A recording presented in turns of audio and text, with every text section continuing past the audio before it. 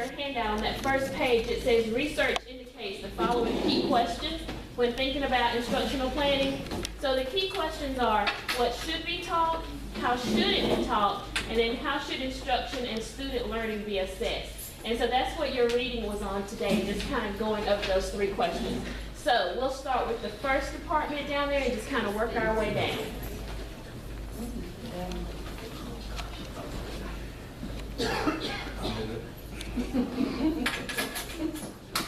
Okay, you're in MBLA.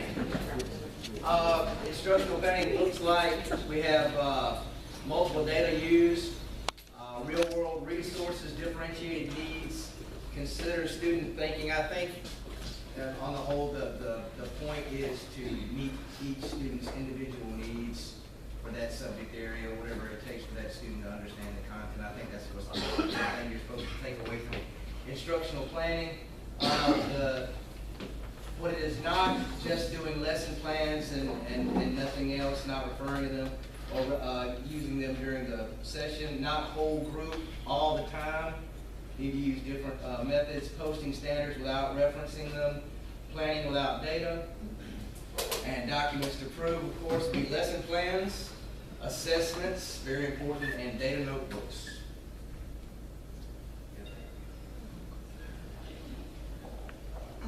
All right, our next department.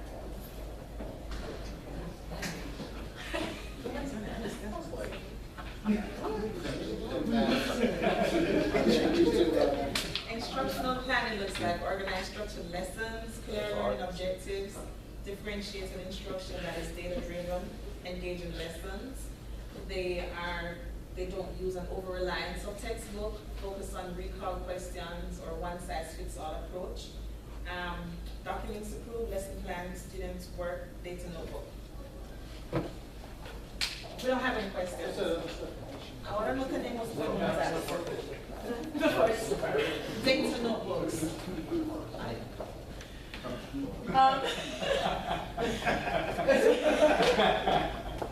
Okay, instructional planning looks like lessons aligned to standards, plans of effective lessons, flexibility of instruction, plans for differentiation, paces the class, uses formative assessment to inform planning. It is not ignoring student needs, not going on autopilot or doing the same thing every day, and a one-size-fits-all teaching method. Documents to prove are lesson plans, formative assessment, syllabus, curriculum map, and map. No questions, just a general comment as far as it's definitely challenging to balance everything that we have to do with all the new stuff that's coming in. Commentary. There you go.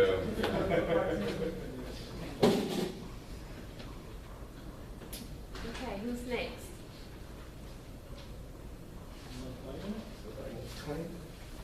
That looks like, was that CTAE? Samantha, is that you want me to put up next?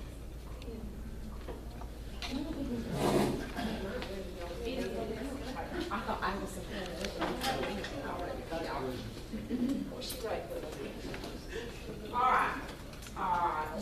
Look towards effective, well-defined lesson plan.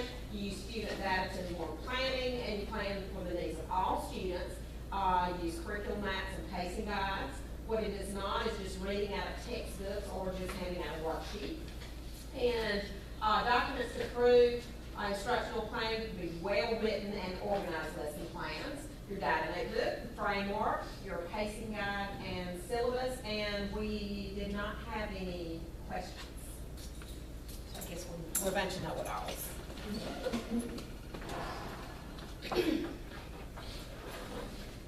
Instructional planning looks like using data notebooks, just everything we already do. We are clearing our plan. We have our content mastery. We meet the needs of all our students through differentiation.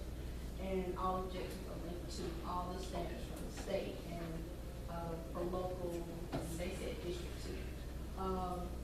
To prove that we're doing this, we have our wonderful data notebook, our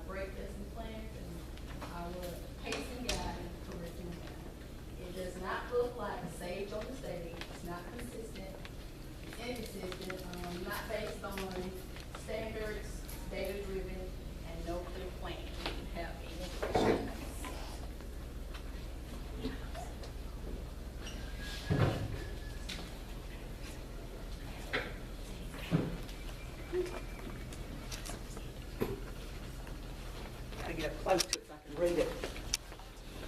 Instructional planning is collaborative, it's planning in advance, it's using the context, so it's using sequencing of materials, recognizing strengths and weaknesses of students, and using a variety of instructional methods.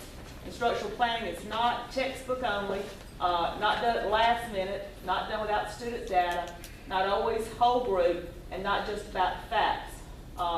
Documents to prove, lesson plans, curriculum maps, collaborative planning notes, and we didn't have any questions.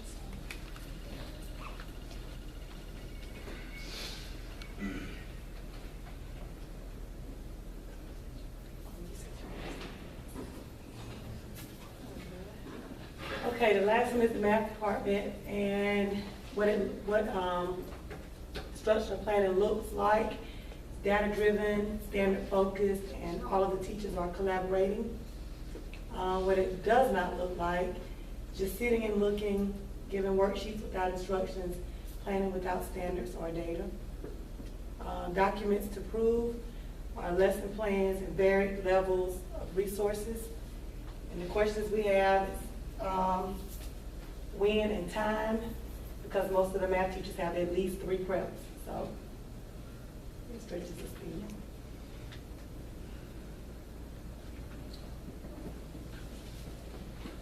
We're gonna just take one of these and pass them around.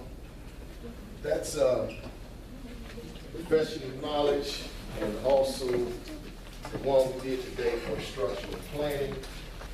That's just 2 of the sheets as we cover the different standards.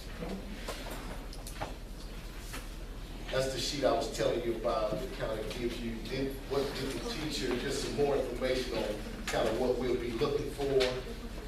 To say, did the teacher, then it's got some bullet statements, then it says, did the student, then it has some bullet statements. So that's just a kind of a check sheet about some of the things that we're looking for. And and this is all very good. As you see, it's right on as to what instructional planning should look like. The thing that we have to guard against, which is very difficult, the thing that we have to guard against is going into class, closing the door, and it defaulting back to the things, if we're not doing these things, defaulting back to the old way of doing things. Because as you know, this evaluation system is a prove-it type system. It's a documentation type system where you have to prove that you're doing these things, and you have to show the documentation that you're doing these things. This model is no longer, our evaluation system is no longer subjective. It's all based on proof. When I say ours, that means I'm in it just like you are, and our administration is in it just like you are. We all have to prove and document and show everything that I'm evaluated on. You know, we have to show the things that we're doing. You know, if you fill out your goals and you do your self-assessments, you have to put these things, the strategies you use and the documentation that you'll be using, as well as being able to produce those things in the summative conference. And it's real simple. If we don't have the documentation, then it did not happen. So make sure that we have the documentation, make sure that these things that we are talking about, that we're doing. And when we come through our walkthrough, these are the things that we will be looking for. Our framework is important. Formative assessments come in the form of, you know, ticket out the doors.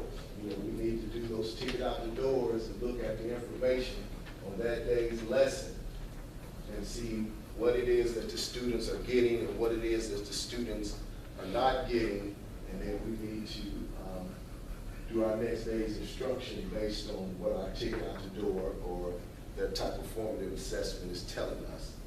Everything in this evaluation model is a prove it, show me, prove it. Show me that you've done it. Where's your documentation? And that is so important for us to remember. We'll keep this out in front of you so that we'll stay away from those ineffectives and those needs developments. But if you don't have the documentation and you don't, you're not able to prove it, then we have no choice but to fall into one of those two categories. Again, please don't default back, because all we can do is give you the information. When you go into that classroom and you close that door, it's basically you and the students. And it's real easy. We've got to change, I've said it before, we've got to change our mindset. We've got to, if we want things to change, then we can't continue doing the same things that we were doing. We have to do it differently in order to see change. We know our two at-risk groups, which is our black males and our students with disabilities. And you also, when we did our welcome back round robin thing and pre-planning, you looked at your data. And each one of y'all we looked at the data and we saw what the data is telling us. So in order to change our black males, in order to change our students with disabilities, we certainly cannot use the same approach that we have been using in the past. And that's what this model has been set up for. So our frameworks are very important, following our frameworks, doing that opening, making sure we write out the standard, read aloud, talk aloud, so the students will know what their learning objectives are. Because when we come around, part of our walkthrough, our formative assessment, is bending down and talking to the students and asking them, what are y'all working on today? What are y'all learning today? What are y'all trying to do today? And if the student don't know what their learning objectives are, then that's an issue. Okay, so make sure in your openings that you write out that standard. You talk about what their learning objectives are and what they're trying to learn for that day, because we will be talking to the students.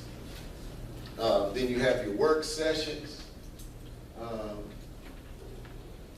Being facilitators, letting the students show you. They have to show you how they got the answer.